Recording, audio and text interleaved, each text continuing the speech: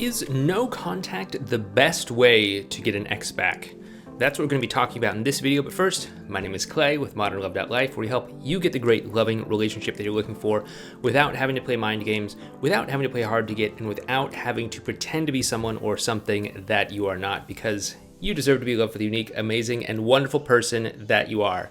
And if you agree with me, do me a favor by hitting that thumbs up button so that you can help tell the YouTube algorithm that this is a good video that they might want to show to more people that might benefit from it. So please just take a moment out of your day to hit that thumbs up button. It doesn't cost you anything, but just a second or two to do that. And it helps me out, helps other people out, helps this channel out. But yeah, anyway, we are going to be talking about no contact. This is something that a lot of people have probably heard about at some point. Maybe you've heard about it from me. Most likely you've heard about it from other people. But there is a lot when it comes to no contact. So a lot of people believe that no contact is something that they need to do in order to get back together with their ex. You know, there's all these other channels on YouTube. There's all these other people on the internet that say that you gotta do no contact. And again, don't get me wrong, there is absolutely a time and place for no contact, but I kind of go against the grain in that I say that you don't necessarily need to do no contact. A lot of times people will say that you need to do no contact because immediately after a breakup, you end up in this sort of state of mind where you're driven by panic and fear that we call damage control mode. And when you're in damage control mode, you can sometimes do and say things that you probably shouldn't say or do. Over texting or over calling your ex, begging and pleading, grand romantic gestures, that sort of stuff. It's not super great, as I'm sure you've probably figured out. You know, most of us, we have this experience of being in damage control mode after a breakup, and so we find out pretty quickly that that sort of stuff doesn't work. And if you are in damage control mode, sure, doing no contact can be a helpful thing. It can stop you from doing things that are going to set you back. However, if you're not in damage control mode and if you have certain other things in place, then doing no contact might not make a whole lot of sense. The only reason you should really even think about doing no contact is if you interacting with your ex is doing more harm than good. Obviously, something isn't working, so we should stop contacting our ex to reevaluate what's happening and what we might need to do differently. That should make a lot of sense. Now, on the other hand, if you interacting with your ex is bringing the two of you closer together, then hey, something is working and we don't want to broke what ain't fixed, right? So that's a situation where you might not want to do no contact. Okay, so is no contact the best way though? Just sort of baked into this statement is the idea that no contact is a way to get your ex back. And no contact is not a way to get your ex back. It's a tool that you might consider using. If you're of the mindset that no contact is the way to get your ex back because maybe you've watched someone else on YouTube, then you might be thinking like, okay, I have to cut contact with my ex and then wait passively until they miss me so much that they decide to crawl back over broken shards of glass in order to beg for me to take them back or something like that, because then I have turned the tables on them and then I get to gratify my own ego or something like that, right? And if that's your thought process, then we're going to have some long conversations, let's put it that way. But you might want to start by checking out this video series on the no contact rule. I'll put a link to that up in the video card up there in the upper right hand corner of this video. It goes over my take on the no contact rule, which is probably a little bit more controversial compared to what other people are probably suggesting that you do. But no contact is not a way to get your ex back. And if you're treating it as a way to get your ex back, then it's probably a pretty terrible way, because you're basically giving all of your power to your ex and you're waiting passively for them to start missing you to the point where they're going to come crawling back to you over broken shards of glass or whatever.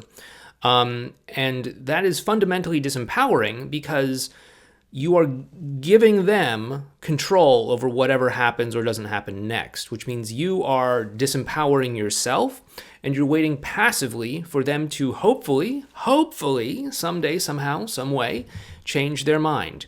And there's a lot of reasons why they might not change their mind, which we can talk about in other videos, but it's unlikely that they're just going to do it on their own. Sure, I'm sure there's people that have gotten back together with their ex using no contact, and they have waited passively, and their ex has crawled over broken shards of glass and confessed that they made a mistake and want to get back together with them. But is that going to happen to you? Probably not. So what actually is going to help you and your ex get back together? You may have heard me say this before in other videos, but it's focusing on the quality of the emotional connection between you and your ex. If the two of you are connecting and interacting and, talking to one another in some capacity, and it's bringing the two of you closer together, and there's a deeper emotional connection, that emotional connection is getting stronger, then they're going to want to spend more time with you. They're going to want to interact with you more. They're going to want to meet up with you more. They're going to want to talk to you more. They're going to want to connect with you more. And the more that this happens, the more we start to create, a positive feedback loop. And that's going to just bring them closer and closer and closer together until there comes a point in time where they just say, hey, we're getting along really great, and maybe I should get back together with you. I mean, that's like the really, shortened, simple kind of version of our core strategy here. And it works pretty well. It works a whole lot better than just waiting around passively for your ex to someday, somehow, some way miss you and start crawling back over broken shards of glass, which apparently people are conveniently leaving for their ex to crawl over, which is really weird if you ask me. I mean, like, if you really want your ex to crawl over broken shards of glass to get back together, like, do you really love them that you would wish them to be cut and scraped up and all that? Whatever. It's your fantasy. You can do whatever you want. But seriously, is that your fantasy that they crawl back to you over broken shards? I don't know. Maybe it just speaks to the desire that they have for you, that they would be willing to inflict bodily pain on themselves. But anyway, no contact is not the best way to get back together with your ex. What is the best way?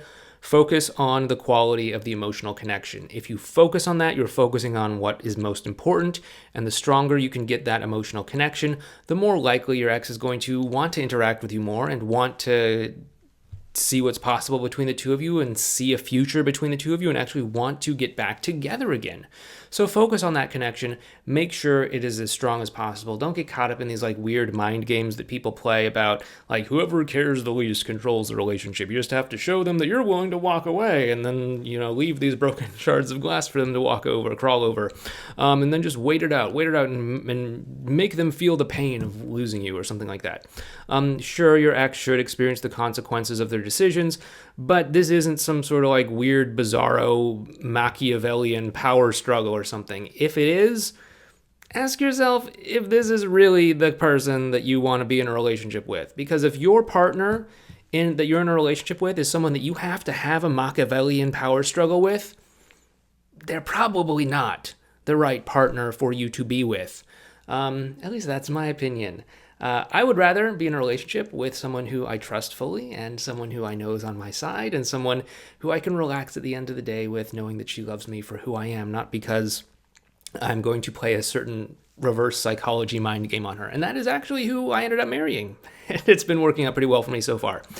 Anyway, so yeah, no contact. It's a tool. You can use it if you need to. Not everyone needs to. It's certainly not the ideal, best way, if you can even consider it a way, to get back together with your ex. It's a tool. What is a better way is to actually focus on having positive interactions that bring the two of you closer together. And if that's something that you want to learn how to do, we do have our course called the X Solution Program that goes through actually how to have positive interactions through what we call advanced relational skills. There's a link down in the description box below this video to a page that'll tell you more about the X Solution Program, how it all works, these advanced relational skills, all that sort of stuff. And if it seems interesting to you, if it seems like it might be a good fit for where you're at, then, hey, you're welcome to sign up. If it's not right for you, that's totally all right too. I'm not here to twist your arm or anything like that, but I just wanted to let you know that it's out there. And if you found this video helpful, please help me out by hitting that thumbs up button. Again, it helps to tell YouTube that this is a quality video that they might want to show to more people. And it does help other people out as well too who might find this video further on down the road. In fact, maybe that is why you are watching this video right now, is because someone before you hit that thumbs up button. And if that's the case, then thank you to whoever did hit that thumbs up button. But yeah, thanks so much for watching this video. If you do want to learn more about our take on the no contact rule, we do have this video series over here, or you might want to check out this video right over here. But thank you so much for watching. Please take care and have a great day.